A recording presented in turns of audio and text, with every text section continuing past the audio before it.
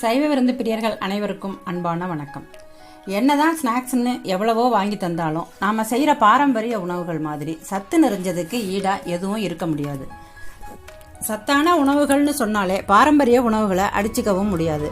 பாரம்பரிய உணவு வகைகளில் பருப்பு வகைகள் தான் முக்கிய இடத்தை பிடிக்குது. அந்த வகையில் பாசிப்பருப்பு புரதச்சத்து நிறைஞ்சது. இதில் ஏகப்பட்ட பலகாரங்கள் செஞ்சு அசத்தலாம். குழந்தைங்க இதை சாப்பிடும்போது நல்ல ஹெல்த்தியாக இருப்பாங்க. அப்படி ஒரு ஸ்நாக்ஸை தான் நாம் இன்றைக்கி பார்க்க போகிறோம். வாங்க வீடியோக்குள்ளே போகலாம். இன்றைக்கி நம்ம சேனலில் பாசிப்பருப்பு பனங்கள் கண்டு லட்டு செய்ய போகிறோம். எல்லோரும் பாசிப்பருப்பு லட்டுக்கு வெல்லம் போடுவாங்க, ஜீனி போட்டு செஞ்சுருப்பாங்க. நம்ம பாரம்பரியமான அந்த பனங்கள் கண்டை போட்டு லட்டு செய்ய போகிறோம். நல்ல ஹெல்த்தியான லட்டு எப்படி செய்யலான்னு பார்ப்போம். பாசிப்பருப்பை லேஸாக கொஞ்சம் வறுத்துக்கிறோம். பொன்முருவலாக அடுப்பை பற்ற வச்சு கடாயை வச்சுருக்கோம். லேசாக பொன்முருவலாக வறுத்துக்கிறோம்.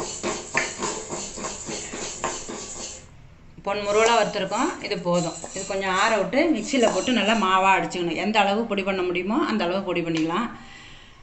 நிறைய செய்கிறோன்னு சொன்னாக்கா மிஷினில் கொடுத்து அரைச்சிட்டு வரலாம் நைஸாக. நம்ம கொஞ்சமாக செஞ்சு காட்டுறோங்கிறதுனால மிக்சியில் போட்டு அடிக்கிறோம்.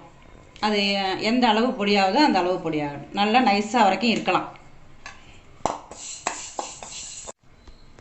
பாசிப்பருப்பு ஆறிடுச்சு. அதை மிக்சியில் போட்டு நல்லா எந்த அளவு நைஸாக அரைச்சிக்க முடியுமோ அந்த அளவு நைஸாக அரைச்சிக்கலாம். நான் மிக்சியில் ஓரளவு தான் நைஸாக அரைக்க முடியும். இருந்தாலும் முடிஞ்ச அளவு அரைச்சிக்குவோம்.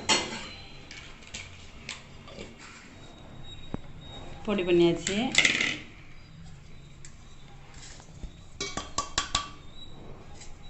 ஓரளவு நல்லா நைஸாகவே பொடியாயிருக்கு. பனங்கள் கண்டை மிக்சி ஜாரில் போட்டு நல்லா மாவாக எடுத்துக்கிறோம். மாவாக எடுத்தாச்சு. இது 1 கப்பு இருக்குது. 1 கப்பு பயத்த மாவு இருக்குது. 1 கப்பு பனங்கள் கண்ணும் போட்டுக்கிறோம். ஏலக்காய் பொடி கொஞ்சம் போட்டுக்கிறோம்.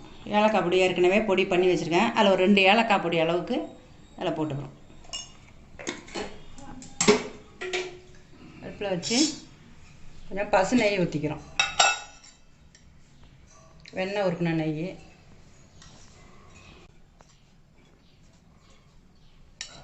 நெய் காஞ்சிச்சு. 2 முந்திரி பருப்பை பொடியாக கிள்ளி இதில் போட்டு வறுத்துக்கிறோம். முருவல் ஆகிடுச்சு. இது அப்படியே இதில் கலந்து வச்சுருக்கிறதுல இதில் அப்படியே இந்த நெய்யோடு ஊற்றிக்கணும்.